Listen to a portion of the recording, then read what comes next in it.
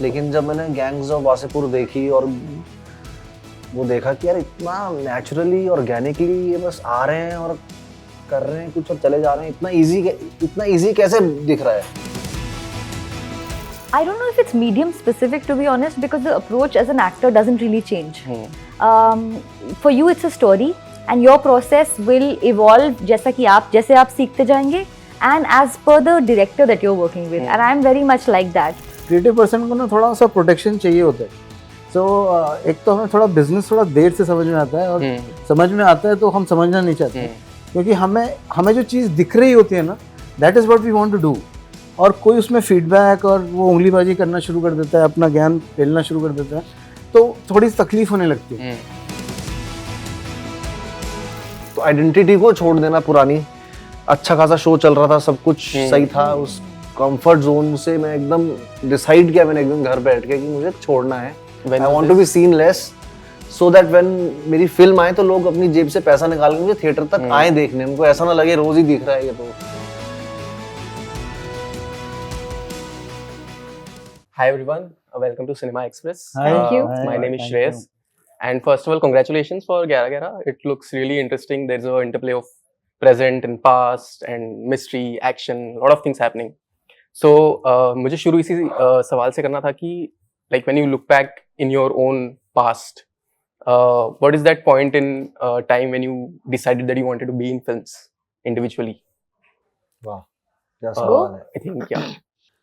मुझे सबसे पहले गैंग्स ऑफ वासेपुर देखी थी जब मैंने, तो मुझे ऐसा रियलाइज हुआ कि पहले तो शौकिया तौर पे एक्टर की भाई एक्टिंग करनी है, डायलॉग्स बोलने हैं, वैसा वाला फील था। लेकिन जब मैंने गैंग्स ऑफ वासेपुर देखी और वो देखा कि यार इतना नेचुरली ऑर्गेनिकली ये बस आ रहे हैं और कर रहे हैं कुछ और चले जा रहे हैं, इतना इजी कैसे दिख रहा है।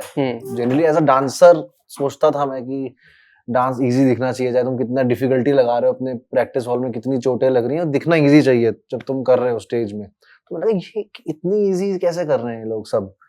और उसके बाद मैंने विजय राज साहब के साथ एक बार एक फिल्म की थी बहुत साल पहले, और उस दौरान वो ऐसा कुछ कर रहे थे, उनकी डूइंग भी थी वहां पर, वो बातें भी कर रहे हैं, मेरे से डायलॉग बोलते बोलते पीछे भी कर दे रहे हैं कि बैक दिख रहा है। मैंने कहा ये क्या कैसे। फिर मुझे ऐसा रियलाइज हुआ कि जितनी ट्रेनिंग मैंने डांस में की है उतनी ही मुझे एक्टिंग में करनी पड़ेगी, क्योंकि ये भी एक क्राफ्ट है, अलग समुंदर है, मतलब कि पूरा मतलब लाइफ भी बीत जाएगी, समझ नहीं आएगा। तो वो फिर पहले शौकीन तौर पे गया था यार मेरे को आर्टिस्ट बनना है, मतलब मेरे को रियलिटी शो वाला समझते हैं, मैं भी कुर्ता पजामा पहन के झोला टांग के पृथ्वी थिएटर में बैठूंगा, मुझे भी उस एक क्या बोलते हैं आइडेंटिटी फील आई थी मुझे, क्या मुझे ये लोग समझते नहीं शायद से आर्टिस्ट।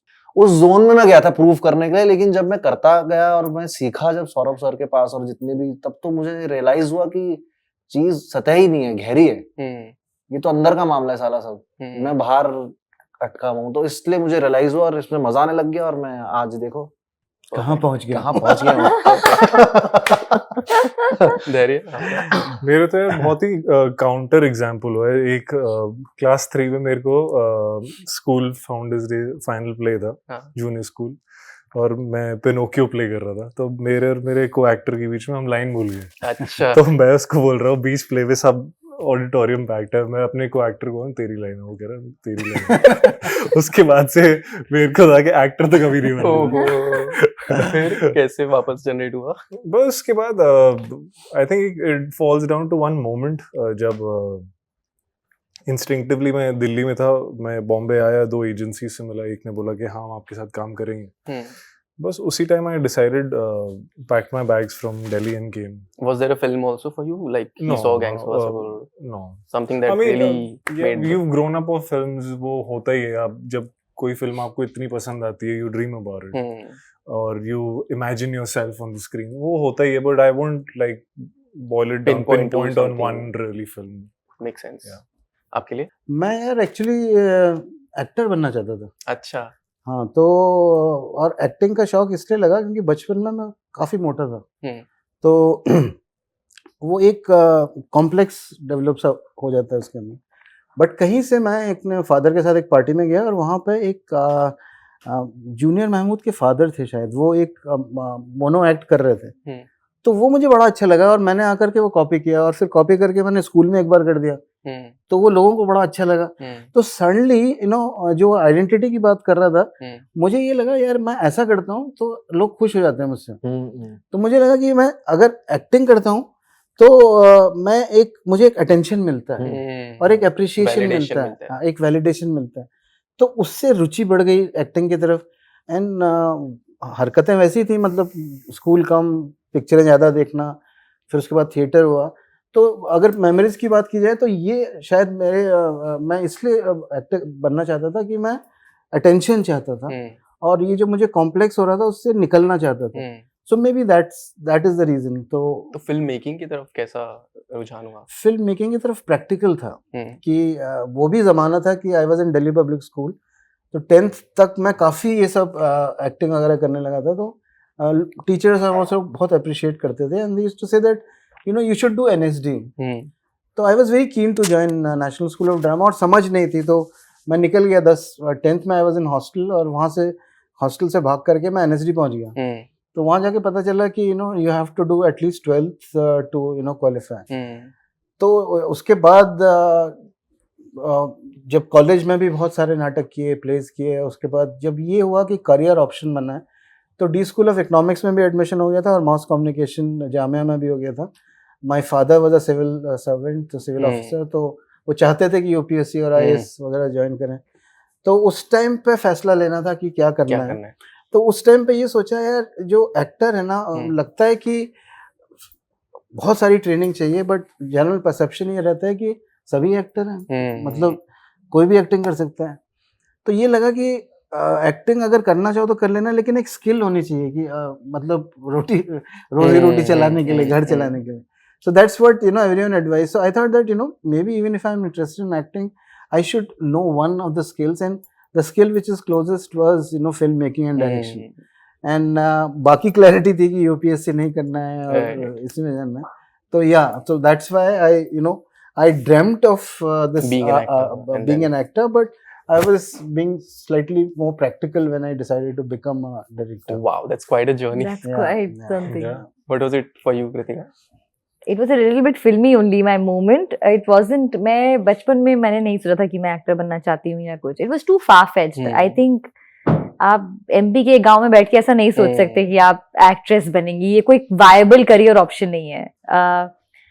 तो मैं बाय चांस, मुझे ऑडिशन किया गया था दिल्ली में ही. मैं भी दिल्ली पब्लिक स्कूल गई थी, उसके बाद निफ्ट गई. उसके बाहर किसी ने मुझसे पूछा कि आप ऑडिशन करेंगी, और that's how I got my first role. But even then मेरे दिमाग में ये था कि मैं छुट्टी लेके जाऊंगी. I'm going to do this one project and come back and resume college. The day I stepped on the set, I remember it very very clearly, almost like it's a core memory जिसको बोलते हैं. The day I stepped on that, and उस दिन कुछ बहुत बड़ा भी shoot हो रहा था. So there was the Jimmy drip and things were late and crowd था and वो सब था. मैंने पहली बार शूटिंग उस दिन देखी थी. और मैं खुद एक्टर भी थी उस प्रोजेक्ट में. And that day I decided कि मुझे इसी दुनिया में रहना है. This is my world. Wow, lovely. Kritika, there's one more thing that is really interesting about you. You have worked in television, you've worked in films, you've worked in web shows, and these are like 3 different mediums where the storytelling format is different. The way of acting is also different. So while working in these 3 mediums over the years, how has your process changed or remained same? How did you approach these 3 mediums? I don't know if it's medium specific, to be honest, because the approach as an actor doesn't really change. For you it's a story, and your process will evolve जैसे आप सीखते जाएंगे, and as per the director that you're working with. And I'm very much like that. So what has happened is over the years मैं as a person, as an actor बदली हूँ, तो शायद मेरा काम बदला है. But on a set, on day to day, they're not very different from each other. It is actually the maker's challenge to make it into, whether it's आपको 8 घंटे में कहानी कहनी है, 150 एपिसोड्स में कहनी है, या 2 घंटे की फिल्म में कहनी है. But in terms of the tone and in terms of how you pitch your performance, not at all. I don't think I was doing anything different on television also. I was lucky that I could again choose parts where I didn't have to do जो stereotypical जो आप बोल रहे हैं, उस तरीके की कोई, मुझे किसी ने ऐसा नहीं बोला कि इसको loud करो. हाँ, वो treatment wise different होता था, which is again the maker's decision. But as an actor मैं कुछ अलग नहीं कर रही थी. In fact, a lot of times now, especially on long form, on series, मुझे लगता है कि जो मैं तब कर रही थी वो मेरे अब काम आ रहा है, मैं एक्चुअली वो दोबारा कर पा रही हूँ क्योंकि मैंने इतना टेलीविजन में वो चीज की है, because now we shoot volume, you shoot a lot of scenes in a day. Right, make sense. Coming to you Raghav, हम सब ने आपको जब आपने शुरुआती करियर में फिल्में की थी तो we have seen you in comedy roles, we have seen you in lighter shades, and in the past few years we've seen you like doing really serious roles, especially with Kill and now with Gyara Gyara also. That has changed. So what is it like to you in your mind when you know approach these roles that are quite different from your earlier image? Do you find ki will I be taken seriously? How will people think about me? Something like that. I don't approach any role. Roles approach me. मेरा ऐसा scene था शुरुआत में, क्योंकि मैं audition देता था तो कभी कास्टिंग में, एंटी कास्टिंग, मुकेश भाई, करण मली, नंदिनी, मतलब इन सबका शुक्रगुजार हूँ कि इन्होंने मुझे सोचा ऐसे कैरेक्टर में पहली बात। मेरे डायरेक्टर्स ने उसको ट्रस्ट किया कि ये हो सकता है, कर सकता है। और मुझे लगता है कि तुम भले ही कोरा कागज लेके आ जाओ यहाँ पर इंडस्ट्री जहाँ पर भी हम अभी काम कर रहे हैं, मगर अपना स्टीरियोटाइप ब्रेक करके कुछ करना बहुत मुश्किल मतलब मैंने बहुत मुश्किल से किया है ये डिसीजन, क्योंकि एक आइडेंटिटी को भूल जाना छोड़ के, कल को मुझे कोई टीचर है, जैसे मेरे टीचर मुझे कोच बोल रहे थे एक दिन कि मुझे कोई एक दिन बोले कि आप अब टीचिंग छोड़ दो, और अचानक से तो आइडेंटिटी को छोड़ देना पुरानी। अच्छा खासा शो चल रहा था, सब कुछ सही था, उस कंफर्ट जोन से मैं एकदम डिसाइड किया मैंने एक दिन घर बैठ के कि मुझे छोड़ना है। I want to be seen less, so that when मेरी फिल्म आए तो लोग अपनी जेब से पैसा निकाल के मुझे थिएटर तक आए देखने, उनको ऐसा ना लगे रोज ही दिख रहा है ये तो एयरपोर्ट लुक, ये लुक, मैयत लुक, जो भी होती है। तो वो जरूरी था मेरे लिए स्टीरियोटाइप ब्रेक करना, क्योंकि मैं बोर हो जाता हूँ बहुत जल्दी। तो ये चेंज कब आया? डांस किया बहुत जल्दी, टीवी एक जैसा हो गया तो मैं हट गया, होस्टिंग ट्राई की, होस्टिंग में भी सब बहुत कंफर्टेबल सा हो गया था मेरे लिए। एक दिन जाता था, स्क्रिप्ट भी पढ़ने की जरूरत नहीं होती थी, कर के घर आ गया, पैसे भी अच्छे, तो एक वो बन गया था। मगर एक्टिंग मैंने जारी इसलिए रखी क्योंकि एक रिस्क रहता है हमेशा ऑडिशन के वक्त, जैसे बंजी जंपिंग करते हुए रहता है ना अंदर, तो वो मैं उसके बिना रह नहीं सकता लाइफ में। हाँ, वो मुझे अंदर जो होता है पेट में वो चाहिए हर वक्त। वो नुकसानदायक भी होता है मेरे लिए मेरी लाइफ में बहुत बार, मगर फायदेमंद भी उतना ही होता, साबित होता है वो। चेंज कब आया एग्जैक्टली वो थिंकिंग में? वाज इट बिफोर किल और अभय के? मच बिफोर किल यार, मच बिफोर किल, मच बिफोर अभय। वो मैंने बोला ना एक जो इंसिडेंट था, उसके बाद मुझे ये हुआ कि यार मैं, ये लोग मुझे समझ रहे हैं टीवी वाला, यार ऐसा कुछ बोलते थे कि नहीं एक्चुअली तुम बहुत चीजें होती है ना, कि क्योंकि dance is also an art form, बहुत ज्यादा मेहनत लगती है डांस में यार। अगर आपको एक स्पेसिफिक टाइप का कुछ फॉर्म क्रिएट करना है तो इट टेक्स योर लाइफ, बहुत सैक्रिफाइसेस लगते हैं, मगर वो जनरली लोग समझते नहीं थे जब तक ABCD 2 या वो चीज को तुम लोगों ने, हम सब ने वो नहीं किया तब तक। उससे पहले जब मैं करता था तब उस चीज को बस यही समझा जाता था कि लड़का डांस पहाड़, अरे कैसे कर रहे हैं वो, UPSC करिए कर, बम्बई जाना भी है तो एक्टर बनने जाना है, ऐसा बोल के थोड़ा ठाट भी रहती थी। मैं बोलता था डांसर बनने जाना है बम्बई, डांसर बन गया मैं बहुत अच्छा करूं, कुछ तो हो रहा कि डांसर एक तो वो रहा, तो वो नोट करते करते वो प्रूफ के चक्कर में, लोगों के फिट इन एक ग्रुप में होने के चक्कर में मैंने एक्टिंग को, मैंने कहा भाई मैं भी दिखाऊंगा, मैं क्यों नहीं, यार है मेरे अंदर भाव सारे हैं, थोड़ी टेक्निक पे काम करेंगे। वो करने के चक्कर में जब मैं गया फर्स्ट टाइम क्लास, और वो मेरा फर्स्ट फाउंडेशन कोर्स हुआ, उसने मेरी मतलब दुनिया बदल दी। पहले तो परसेप्शन बदल दिया कि एक्टिंग तो क्या है, सभी कर सकते, क्या है डायलॉग ही बोल रहे हैं, इतना डॉक्टर तो नहीं सोचता, ये इंजीनियर तो कभी नहीं सोचता है कि अरे क्या है, क्यों करना है MBBS, उनको तो ऐसा सीरियस लेते हैं। तो तब मुझे रियलाइज हुआ नहीं भाई ये तो काम करना पड़ेगा, इसमें तो काम करने वाली कॉन्शियस एफर्ट्स देने पड़ेंगे उस क्राफ्ट में, जितना तुमने डांस को, और बहुत मजा आने लग गया मुझे, क्योंकि कोई भी चीज मोनोटोनस नहीं थी। हर दिन कुछ नया कैरेक्टर या कुछ नए एटीट्यूड लाइन में काम हो रहा है, कुछ नया डिस्कवरीज हो रही हैं अपने ही बारे में, अपने ही कैरेक्टर के बारे में, अपने ही बारे में जानने का मौका मिलता है इन वर्कशॉप से या ऑडिशन से, या कोई भी कैरेक्टर आप प्रिपेयर कर रहे होते उस दौरान। तो ये सब में मुझे बड़ा मजा आ रहा है, मजा आने लग गया है। आई होप सो आते रहे, क्योंकि मैं कल को कुछ पता नहीं हॉर्स राइडिंग करने लग जाऊं, मेरा कुछ भरोसा नहीं है। वंडरफुल, रोल के लिए कर लेना। क्या कर रहा है, जुहू पे हॉर्स राइडिंग कराता है वैसा कोई कैरेक्टर मिला तो कर सकते हैं। हाँ बिल्कुल, तो अलग अलग हैं तो वो मजा आ रहा है कि अलग दुनिया में अलग, वर्ल्ड में अलग, किरदारों की थॉट प्रोसेस में रहने का मौका मिलता है इसके through. Wonderful. Daria, you've played an army character before in Nuri. In 11-11 आपका एक पुलिस कैरेक्टर निभा रहे हो. तो when you play these men in uniform, इनके ऊपर ऑलरेडी एक परसेप्शन है. हमने बहुत सारी फिल्में देखी है और हमारे दिमाग में एक आइडिया आ जाता है. Right. तो आप जब अप्रोच करते हो इस रोल्स को, तो what are your references, what is your process like to make sense of the character and the world? Firstly, I think there's a sense of pride when you put on a uniform, your posture changes. I've felt that in both the instances. In terms of references, it really depends on the story.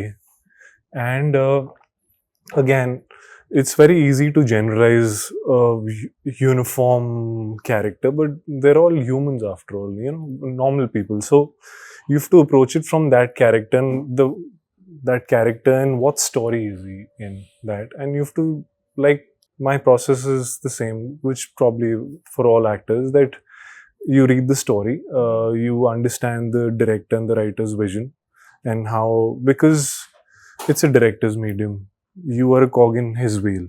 So you have to serve him, you have to serve the narrative, and so you go ahead, and of course there's collaboration. The director allows you to bring your choices on the table. So it's a collaborative effort, but that's, I think, where it starts from. Were there any challenges in this? Yeah, challenges that I've really relished. Because firstly, it's a part that I've really yearned for and worked for. A part that really demands depth in my performance. So you'll see that. I think very apparent challenges of Shaurya growing through the years, of how events and circumstances in life change him mentally, physically. I think that was one, but challenge that I really enjoyed. Lovely. I think you are made for these roles with your physique and your body. It's like you're made to be an army man and a police. My height always helps. It does. Umesh ji, आपसे पूछना चाह रहा था कि we've seen a lot of action thriller shows come up in the last 2-3 years, even films. तो जब आप 11-11 बना रहे थे, तब आपके दिमाग में क्या आइडियाज थे कि मेरे को इसको लुक वाइज या फील वाइज अलग करना है, ताकि people will want to watch it and not be like, this is just what we've already seen. So what were those decisions like in your head? See, when my producers Achin, Guneet, Karan and Apurva, when they approached me with the story, so कहानी सुनते ही इतना तो समझ में आ गया कि it's full of entertainment, बहुत मनोरंजक कहानी है, and कहानी का सुर ही अलग है, बहुत different है. It's set up in a sort of a universe which has not been seen before. So that way, I was fortunate that I got a story which was already so different from the other stories which are usual crime thrillers. So this story had that sort of a that whole element of time. It made it so unique, and now I only had to faithfully serve that vision of the story. So when we developed screenplay, हम लोग ने इसी चीज को अपने दिमाग में रखते हुए किया कि there is a inherent sort of a mysticism on one side and mystery on the other side. So how do I blend mysticism and mystery together and create a universe which is familiar and yet at times it looks different? So the whole thing that can you change the past, वो सवाल ही जो था वो एक पूरा universe बनाता है, और आप प्रेजेंट में बैठ के पास्ट को देखते हो तो उसका एक सोचने का तरीका ही बदल जाता है. So yes, we have done we were very careful in choosing our color palettes, our production design, so that the time difference is very apparent on the screen. So those were the things which were given, so that वो तो हमने की है, लेकिन in terms of performances, in terms of storytelling, in terms of edit and structuring, हमने उस जो story की डिमांड थी पहले वक्त से, we have just been honest with that. And I think ultimately I hope when the viewers see the show, they will not only enjoy, they will find कि कुछ तो अलग है यार इसमें. तो इंशाल्लाह मतलब we have tried to be not deliberately tried to be different, but since the very inherent nature of the story was that and the concept was that, we just have been true to it and I've tried to execute it very honestly. And in terms of technical thing, as I said, in terms of production design, look, everything we have taken care of. तो देखते मजा आएगा, देखने में तो मजा आ रहा है अभी, हमको ट्रेलर में थोड़ा मजा आया है शायद.